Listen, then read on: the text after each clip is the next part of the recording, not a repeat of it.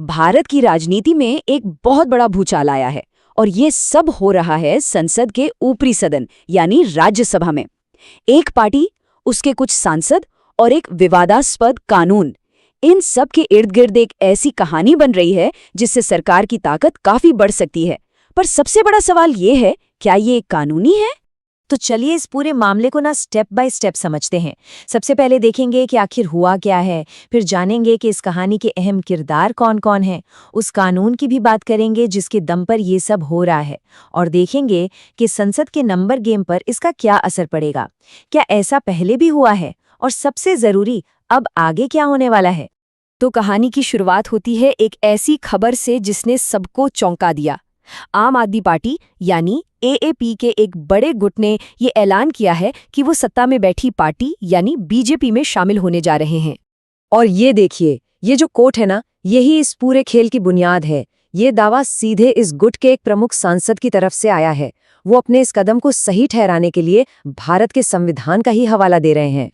ठीक है, तो इस पूरी सियासी बिसात को समझने के लिए सबसे पहले इसके किरदारों को जानना पड़ेगा। कौन किस तरफ है, चलिए देखते हैं।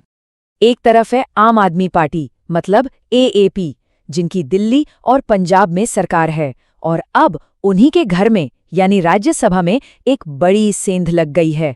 अपने ही सांसदों के पार्टी छोड़ने का खतरा उन पर मंडरा रहा है। और ये हैं वो 7 चेहरे। एएपी के कुल 10 राज्यसभा सांसदों में से ये 7 लोग हैं जिन्होंने एक साथ मिलकर पाला बदलने का फैसला कर लिया है।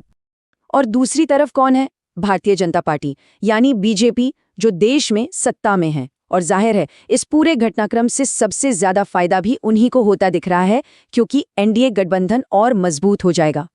अब सवाल ये उठता है कि आखिर ये कैसे मुमकिन है? कोई सांसद अपनी पार्टी कैसे बदल सकता है, वो भी बिना अपनी सीट गंवाए? इसके लिए तो बाकायदा कानून बना है। तो फिर इसका जवाब छिपा है हमारे संविधान के एक बहुत ही खास और कह सकते हैं विवादास्पद हिस्से में। ये है 10वीं अनुसूची, जिसे हम एंटी डिफेक्शन लॉ या दल बदल विरोधी कानून भी कहते हैं। अब देखिए, मजे की बात यह है कि इसे बनाया तो गया था ताकि ये जो आया राम गया राम वाली राजनीति है ना, उस पर रोक लगे। लेकिन इसी कानून में कह सकते एक दरवाज़ा खुला छोड़ दिया गया। वो ये कि अगर किसी पार्टी के 2/3 सदस्य एक साथ मिलकर किसी दूसरी पार्टी में जाने का फैसला करें तो उसे दल बदल नहीं, विलय माना जाएगा और उनकी सदस्यता भी नहीं जाएगी। और यहीं पर असली कानूनी लड़ाई शुरू होती है। एक तरफ बागी सांसद कह रहे हैं कि भाई हम तो 10 में से 7 है, मतलब 70%। ये 2/3 की शर्त से ज्यादा है, तो कानून के हिसाब से सब ठीक है। वहीं दूसरी तरफ आपका कहना है कि ये कोई पार्टी का विलय थोड़ी है, ये तो साफ साफ पार्टी छोड़ना है, एक धोखा है। इसलिए इन सब की सदस्यता तुरंत रद्द होनी चाहिए। तो चलिए अब जरा नंबरों का खेल समझते हैं, क्योंकि राजनीति में, खासकर संसद में, आखिर में सब कुछ नंबरों पर ही आकर टिकता है। देखते हैं कि इन 7 सीटों से राज्यसभा का गणित कैसे बदल रहा है। ये चार्ट देखिए, बिल्कुल साफ साफ दिखा रहा है। विलय से पहले एनडीए गठबंधन के पास 141 सीटें थीं। अब इन 7 के जुड़ने के बाद ये आंकड़ा 148 पर पहुंच जाएगा, और जो 2/3 बहुमत का जादुई निशान है 163, अब एनडीए उसके और भी करीब आ गया है। तो ये नंबर याद रखिए, 148, ये नया आंकड़ा है, और ये आंकड़ा सरकार को राज्यसभा में बहुत बहुत ज्यादा ताकत दे देता है।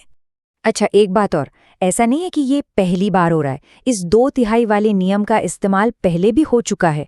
इतिहास में एक बहुत बड़ा उदाहरण मौजूद है। बात है साल 2019 की। पार्टी थी टीडीपी। राज्यसभा में उनके 6 सांसद थे। फिर क्या हुआ? 6 में से 4 सांसदों ने, जो कि ठीक 2/3 होते हैं, बीजेपी के साथ विलय का ऐलान कर दिया, और नतीजा 10वीं अनुसूची के तहत उनकी सदस्यता बच गई। बिल्कुल वैसा ही मामला। तो ऐलान हो चुका है, पार्टियों ने अपने अपने दावे कर दिए हैं, लेकिन पिक्चर अभी बाकी है। अब गेंद कुछ बहुत अहम लोगों और संस्थानों के पाले में है, जो तय करेंगे कि ऊंट किस करवट बैठेगा। तो अब सबसे बड़ा सवाल, आखिर फैसला कौन करेगा? कौन बताएगा कि ये विलय कानूनी है या नहीं? पावर किसके हाथ में है? देखिए, आगे का रास्ता कुछ ऐसा है। सबसे पहले तो राज्यसभा के चेयरमैन को यह तय करना होगा कि सब कुछ कानून के हिसाब से हुआ है या नहीं। कुछ लीगल एक्सपर्ट्स का ये भी कहना है कि चेयरमैन को यह देखना होगा कि क्या मूल पार्टी मतलब एएपी ने भी विलय की बात मानी है, और अगर मामला और भी ज्यादा पेचीदा हो जाता है तो फिर इलेक्शन कमीशन की एंट्री हो सकती है, ये तय करने के लिए कि असली एएपी आखिर है कौन। तो आखिर में ये पूरा मामला हमें एक बहुत बड़े सवाल के साथ छोड़ जाता है। क्या ये एक सोची समझी राजनीतिक रणनीति है या फिर संविधान के एक लूप होल का इस्तेमाल करके सत्ता पर कब्जा करने की कोशिश? ये सिर्फ 7 सांसदों का सवाल नहीं है। ये पार्टी के प्रति वफादारी, कानून की व्याख्या और हमारे लोकतंत्र के ताने बाने से जुड़ा एक बहुत बड़ा सवाल है।